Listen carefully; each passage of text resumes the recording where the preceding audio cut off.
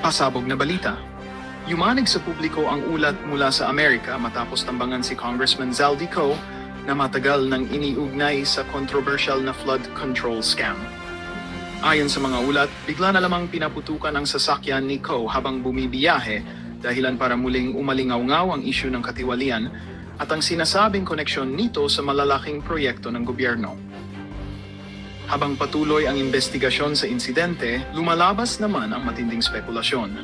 May kinalaman kaya ang pananambang sa umano'y pagkakasangkot ni Co sa bilyon-bilyong pondo para sa flood control projects. Ayon sa ilang source, matagal nang binubusisi ng publiko at mga kritiko ang mga anomalya sa proyekto at ngayon, tila nagkaroon ng karumal-dumal-tugon ang mga hindi pa nalalantad na lihim. Ang pangyayaring ito ay lalo pang nagpaigting sa panawagan para sa transparency at pananagutan ng mga nasa puwesto. Dahil sa kaganapang ito, mas lalong nagiging mainit ang tanong, may lalabas ba ang buong katotohanan sa likod ng flood control scam? At sino ang nasa likod ng madugong pananambang kay Zaldico sa Amerika? Abangan ang mga susunod na pahayag at revelasyon sa kasong ito na tiyak na yayanig sa politika ng bansa.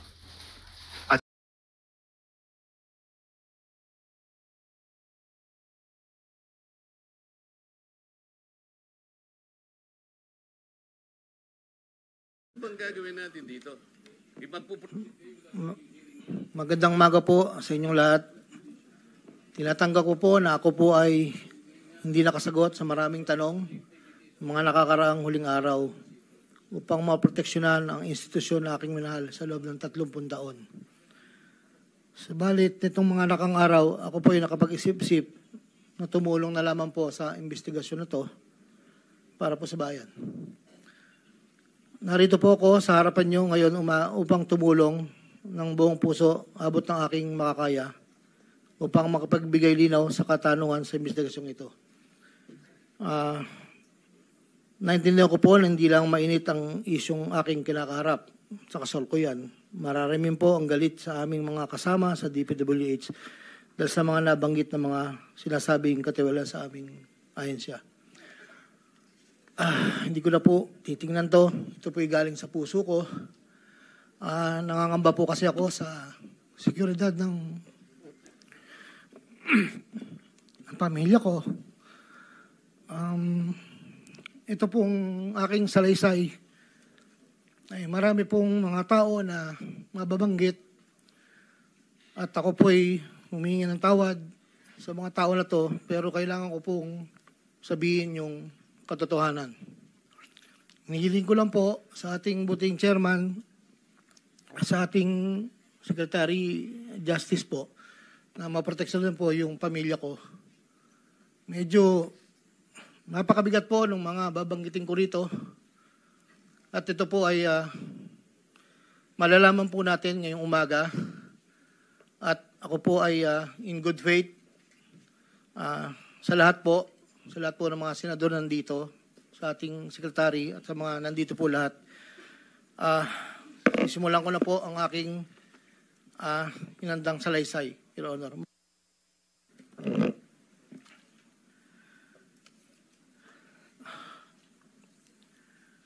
Sa akin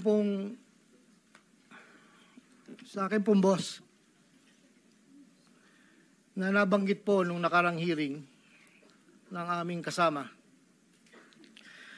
Undersecretary Roberto Bernardo po.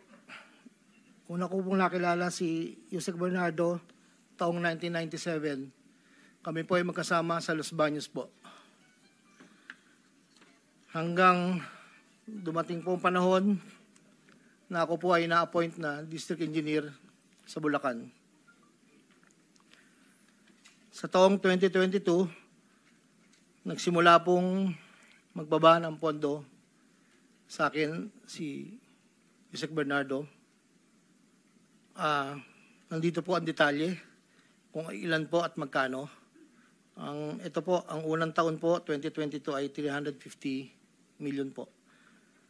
Ang kasunduan po ay 25% po para sa proponent. At ako po, o yung driver ko po minsan ang nagdi-deliver po sa kanya. Noong 2023 po, meron na rin po mga bumaba Dito po, naka-specify po lahat kung ang titulo, ang title po ng project, amount, at kabuang ibinaba po ng aking boss. Ang iba pong sistema, sa simula po ay nagpapabigay po ng tauna lang pong 10%. Pag po lumabas na po sa pag-NEP po, tapos po ang kabuuan po ay paglabas po ng GAA. Pag po sa GAA may lumabas na wala po sa NEP, ibig sabihin po nun, maaari pong, hindi ko lang po alam procedure, maaari pong sa BICAM po yun pumasok. Andito po lahat po ang detalye sa aking sinumpang salaysay. At meron pa pong mga UA po, program allocations po yata yon na naibabarag po sa akin noong 2024. At hindi naman po lahat yon ay sari-sari pong project po yata yon. 2.85 billion po.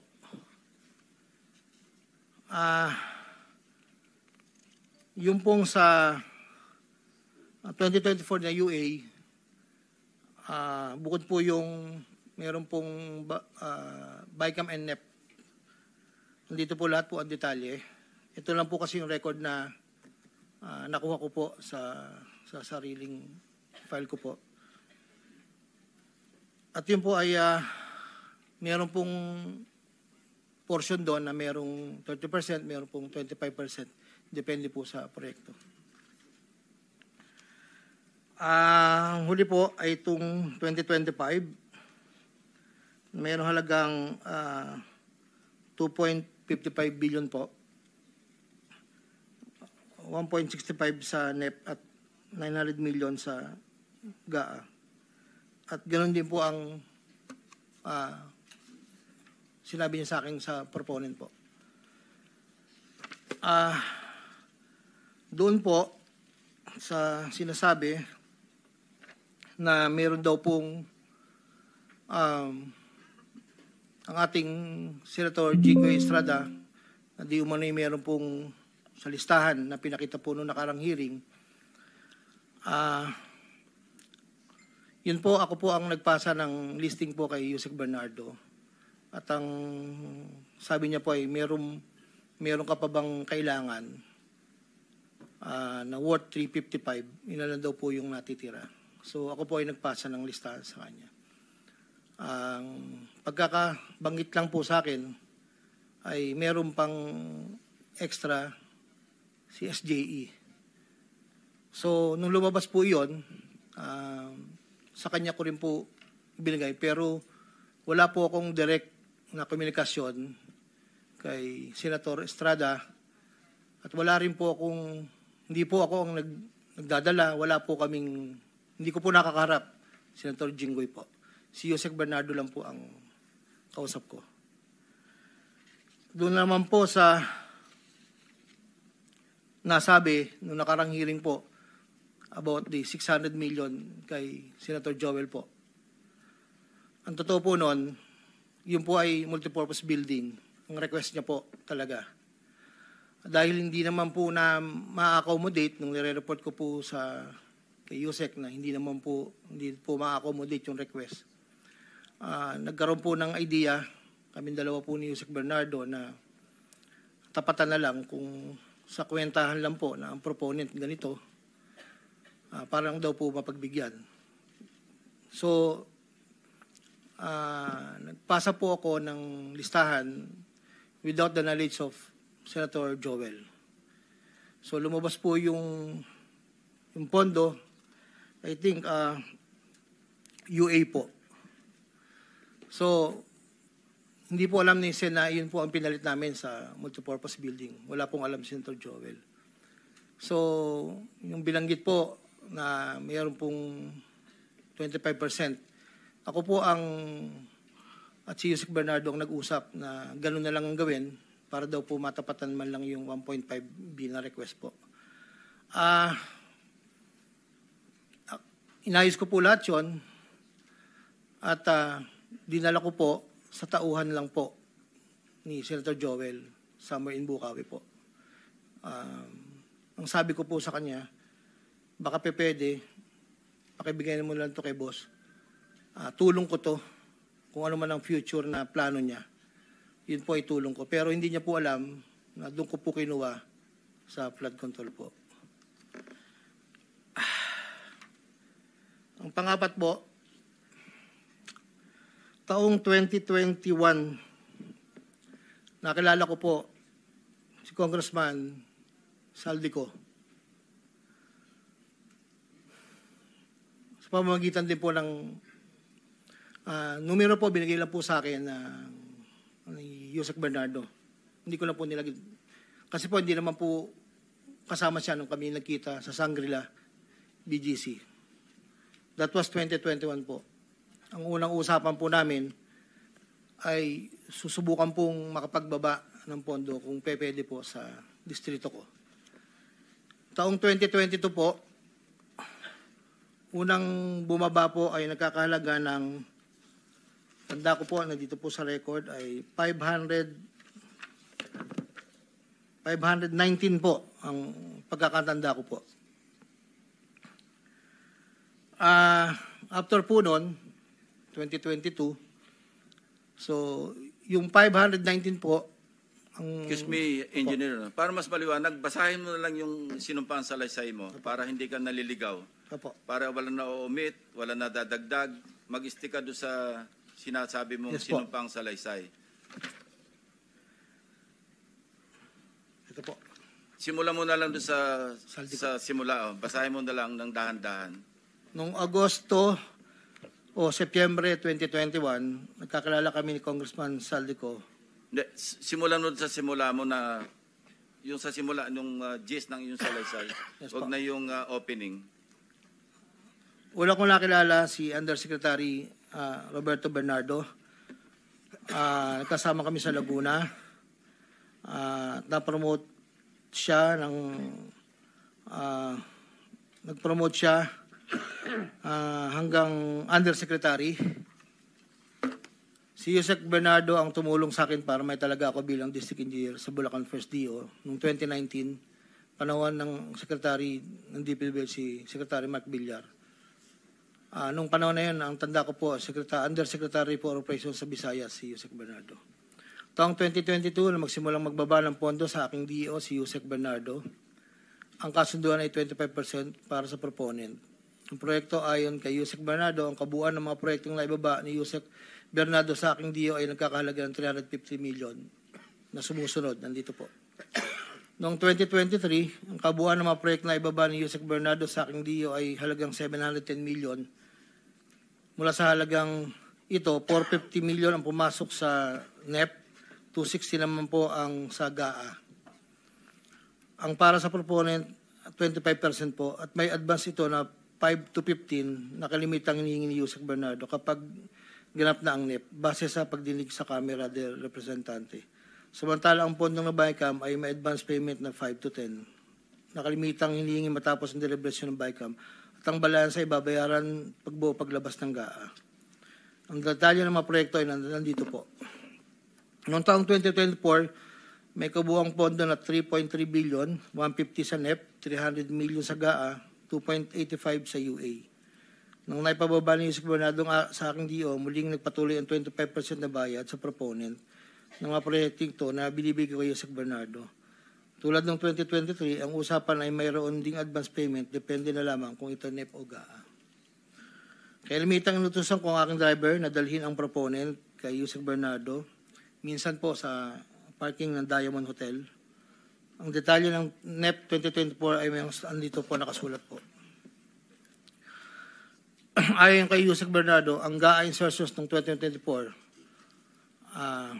na magkakalaga ng 300 para po 300 million na para kay, sabi niya po sa akin, para kay Senator Bong Revilla na noon ay kumandidato bilang senador para sa 2025. Sinabihan ako ni Yusek Bernardo, Henry, kay Sed Bong yan, baka gusto mo tumulong sa kanya. dagdagan mo ang proponent ko na bahala. Sinabi ko kay Yusek Bernardo, sige po boss, kaya po imbis na 25, naging 30 ang naging proponent, doon po sa 3 project na nakalagay po dito.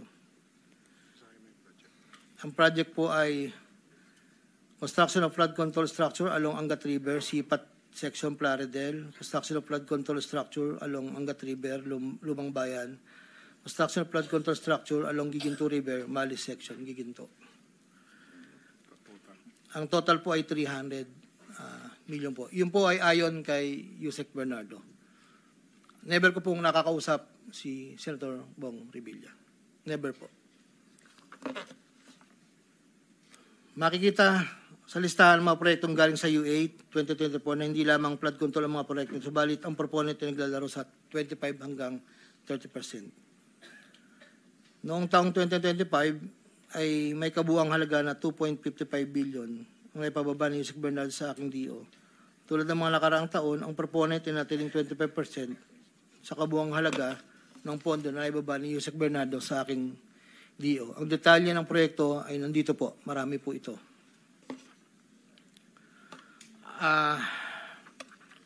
Taong 2022, yun nga po, nabanggit ko kanina, humiling si Senator Joel Villanueva ng proyektong multipurpose building, kakalaga ng 1.5B. Sa halagang 1.5B ay 600 million lamang ang napagbigyan na pondo para sa multipurpose building. Hindi ito po ito napagbigyan, kaya napilitan kaming gumawa ng paraan ni Yusek Bernardo.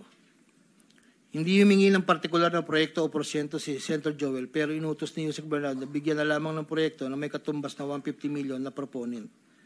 Dahil dito, nabigyan si Senator Joel ng proyektong unprogrammed operations ng 2023 nagkakalaga ng 600 million na pawang mga flood control ng mga proyekto at kung saan susumahin na 25% ng proponent ay may halaga na 150 million. Hindi alam ni Senator Joel na flood control ang mga proyektong nailan sa kanya dahil ang aking pagkakalam ay ayaw po ni Senator Joel ang project na flood control. Ang halagang 150 million dila ko sa rest house sa Barangay Igulot, Bukay, Bulacan na iniiwan ko po sa tao niya na ang nagangalan lang pong Peng. Sinabi ko kay Peng na pakibigay na lang kay boss, tulong lamang yan para sa future na plano niya. Hindi po nila alam na doon galing yon sa flood control. Matapos po na hindi na po kami nagkausap. Sa kay Senator Jinggoy naman po, sa pagkakatanda ko, nasa 2024 budget hearing kami sa Senado. Kasama ko si Yusek Bernardo. Sa pagitan ng alas 9 hanggang alas 10 ng gabi, habang kami naghihintay, tinanong ako ni Yusek Bernardo kung mayroon pa akong gustong lagyan at mayroon pang available na 355 si SJE. Ayon po kay Yusek Bernardo. Sabi ko po, boss, meron naman. Sagot ni Yusek Bernardo sa akin na ipasok ko agad sa kanyang listahan ng oras na yun. Agad-agad po akong nagpagawa ng listahan sa staff ko at sa loob ng 10 to 15 minutes, pinasa ko na po ang listahan kay Yusek Bernardo. Ito po ang listahan ng mga proyekto na banggit. Ito po ay puro pumping station po with floodgates. Ito po ay phase 3 dahil may nauna na pong phase 1, phase 2. Ito po ay 7 project. Meron pong 360 million, isang 45, isang 50, dalawang 40 million na may kabuang 355. Ang proponent po nito ay 25% at binigay ko yung Yusek Bernardo kasama ang may iba pang proponent ng mga pondong binaba niya sa akin para sa taong 2025. Wala po akong direktang transaksyon o direktang pakipag-ugnayan kay Senator Jinggoy. Pangapat, Congressman to manifest for the Rizal record, Mr. Chair, that noong this August afternoon, 20 o September during 21, nagkakilala kami ni Congressman Saldico wait, 1 minute lang, boss. sa isang pagtitipon meeting. At Lance, Mr. Chair, we took advantage of the presence of the Secretary of Justice. With your presence, Mrs. Chair, and the Senate President and myself, we agreed to pursue the idea that the Diskaya, considering that they were the first to produce a sworn statement, that sworn statement should be validated and subjected into the process of the witness protection program, and the Secretary was good enough to invite him tomorrow, and that particular document will be processed whether or not he will qualify ultimately in his application to be placed under the witness protection program. Mr. Chair, that's all. Thank you. Thank you. That is between the Secretary of Justice. Secretary Remulla, we may excuse him if there are no questions. Mr. Chairman, I have a Yes, few questions for the Secretary. Senator Bang. May I ask my questions to the Secretary? They're just few. Go ahead, please. Okay. Secretary Remulla, magandang hapon. Magandang hapon po. Welcome po sa Senado. Senator Bongo, kasi siya yung... Okay lang, sige, thank you. Thank you, Senator Go. Secretary Remulla, maaari po bang magbigay kayo ng update pagdating sa mga kaso na na-file na o ifa-file pa natin sa mga kasabwat dito sa napakalaking korupsyon na nangyayari sa ating bansa? Yung mga final po kasi ni Secretary Dizon went straight to the Ombudsman. So hindi po namin hawak yun. Ang ginagawa po namin ngayon, we have collated 5 cases already to the NBI. And then nag-meeting po kanina sa DOJ about the cases that we will be filing very soon on this matter. And these are the ghost projects. Yun po yung aming inuna. So uunahin niyo po yung Ghost Project. Isusunod po ninyo pagkatapos ng investigasyon ni Secretary Dizon yung mga severely substandard. Yes, sir. The substandard will come next. And of course, yung sistema po na ginagamit para ho sa conspiracy, kasi para hong conspiracy, we're looking at that angle first. Kasi it's like a conspiracy between some people from DPWH, contractors, and legislators, and probably some other people. Secretary, ang hinahanap po ng taong bayan, lahat ng mga kasangkot ay managot, no? And I trust that the Justice Department will do that. Pero ang isa rin pong hinahanap ng tao, yung mabilisang agarang at mabilisang aksyon, no? The President mentioned this flood control during the SONA Day. July 28 po yon. So July 28, it's already September, baka po magdadalawang buwan na po yan. Hinahanap po ng tao yung lunas dito po sa isyong ito. So can we get a commitment na isa po ito sa priority ng DOJ at binibigyan po ito ng tamang pansin at yung korupsyon pong nakikita natin ay mahanapan po natin ang tamang solusyon at yung mga managot ay talagang makulong at makasuhan? We make that commitment to the Filipino people. Hindi ho namin pababayaan ang kasong to at ito po we will pursue it to the very end. Hindi ho kami matutulog dito. Like that, what we do with the other cases, talagang minamatsyag po namin, tsaka tinatsaga po namin ang bawat araw para ma-build up namin ang cases. Kasi ang kailangan po talaga case build up. Pag hindi ho na case build up yan, mawawala po yung kaso. Kailangan po nakahanda pong ebidensya and always ready for trial when we file it. Yes.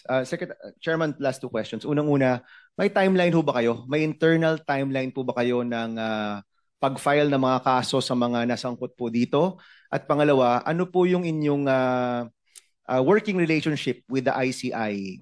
Meron po ba kayong pag-uusap na tungkol sa sino ang magpa-file, ano yung mga proseso, o parallel po ang ginagawa nyo ng ICI? Ano ho yan? Kasi ang mangyayari po rito, we are also the prosecutorial arm of the Ombudsman. Kaya ang ICI po, ng kanilang mga findings will go to us for proper disposition. And of course, some of them will go straight to the Ombudsman. But at the same time, yung aming pong research, ipoprovide namin sa kanila para wala hong duplication so they can have their findings faster. Kasi para hindi na ho sila pa ulit-ulit. Yung aming pong nahanap na, papavalidate namin sa kanila para mag-share na lang po kami ng resources. So meron na pong working relationship? Hindi pa ho kami nag-uusap, pero madali na po yung kasi kaibigan ko naman po si Babe Singson. Okay. Secretary, my question earlier, my last question, yung timeline po, kasi yan po yung hinahanap ng tao. Kailan po magkakaroon ng full revelation of all of the findings, mga kasuhan, mga mahuhuli, mga mananagot? Meron po ba kayong internal timeline sa DOJ? I'm sure na pag-uusapan ninyo na dapat before this month, meron na tayo mga na-file po. Ang due process po will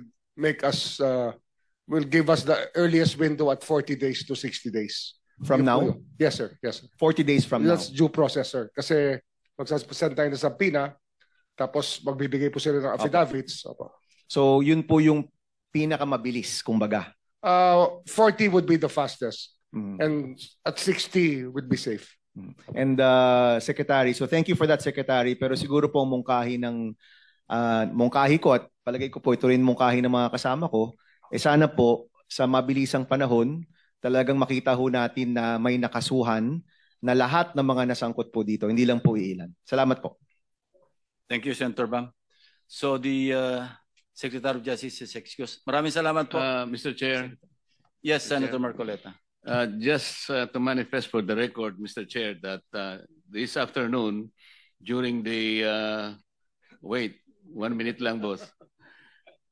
At lunch, Mr. Chair, we took advantage of the presence of the Secretary of Justice.